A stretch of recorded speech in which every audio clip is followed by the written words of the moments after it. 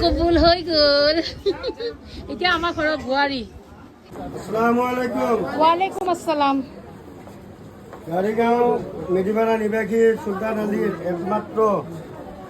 পুত্ৰ ছাইদুল আলীৰ বিবাহৰ প্ৰস্তাৱ লৈ অহা যে তুমি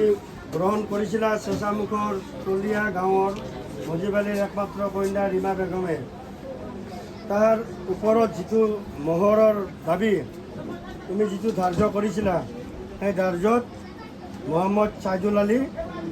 কবুল কৰিছে তুমিও কবুল আছেনে কবুল আছেনে আলহামদুলিল্লাহ এতিয়া যিটো মহৰে ফাতেমা ধৰিছে তাৰ ওপৰত ধাৰ্য কৰি আজি নগদ কিবা এটা আজ্ঞান দিছে সেইটো তুমি গ্ৰহণ কৰিবা হ'ল আলহামদুলিল্লাহ কোৱা আলহামদুলিল্লাহ তিনিবাৰ কোৱা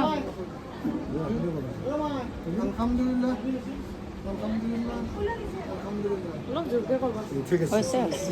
আসসালামু আলাইকুম ওয়ালাইকুম আসসালাম এতিয়া তাড়াতাড়ি ভাত খাবা যায়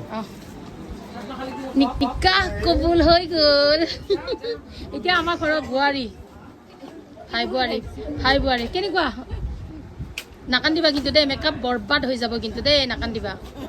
অঁ আমি এনেকুৱাই লৈ যাম ন তাতে দেখাব লাগিব ন আহিব কিয়